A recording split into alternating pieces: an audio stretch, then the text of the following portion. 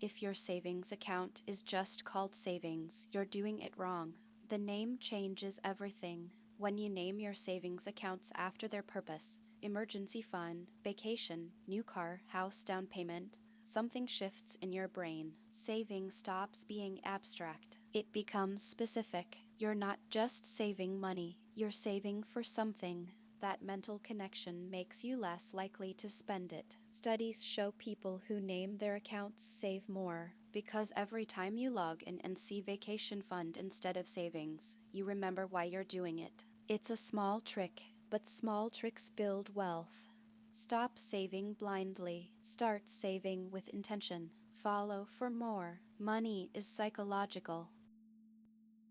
You're not lazy, you're overwhelmed. And one rule fixes it. When you're struggling to start a task, use the 5-minute rule. Tell yourself you'll only do it for 5 minutes. That's it. Just 5. Set a timer. Start. Most of the time, once you begin, you keep going. The hardest part of any task is starting, not finishing. Starting. Your brain sees a huge project and freezes. But 5 minutes, that's nothing. Your brain says, fine, I can do 5 minutes. And once you're in motion, momentum takes over.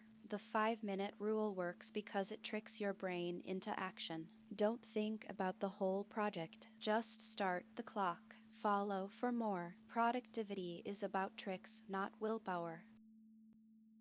You sit down to study. You open your laptop. 2 hours later, you've learned nothing. The problem isn't motivation, it's decision fatigue. When you sit down without a plan, your brain wastes energy deciding what to study. By the time it chooses, it's already tired. The fix is simple. Pre-decide exactly what you will study before you sit down. Write it on a sticky note. Chapter 7, pages 120 to 140. That's it. When you sit down, there's no decision to make. You just start. No thinking, no negotiating, no opening YouTube first. Your brain follows the plan because you made it when your willpower was full. Study smarter by removing the choice. Follow for more. Productivity is about removing decisions. Don't delete your old playlists. Years from now, they'll be the closest thing you have to a time machine. Every playlist you've ever made is a snapshot of who you were at that moment. The songs you listened to during a breakup, the music that got you through finals, the album you played on a road trip with friends. When you listen to those songs years later, you don't just hear music, you feel everything you felt back then. The emotions come back instantly. You remember people you'd forgotten, places you haven't thought about in years. Your old playlists aren't just songs. They're proof that you were once that person. Don't delete that. You might need it more than you think. Follow for more. Music is memory. Stuck in a parking lot behind 50 cars. There's a lane most people don't know about. When you're leaving a busy store and the parking lot is packed, don't follow the main lanes. Look for the fire lane. It's the lane closest to the building, usually marked with red curbs. Most people ignore it because they think it's only for emergencies. But when you're exiting, it's empty. Everyone else is fighting for spots in the main lanes. The fire lane leads directly to the exit. You'll bypass 90% of the traffic. One simple trick saves you 10 minutes of sitting in a parking lot. Use what's already there. Follow for more. Life hacks are everywhere.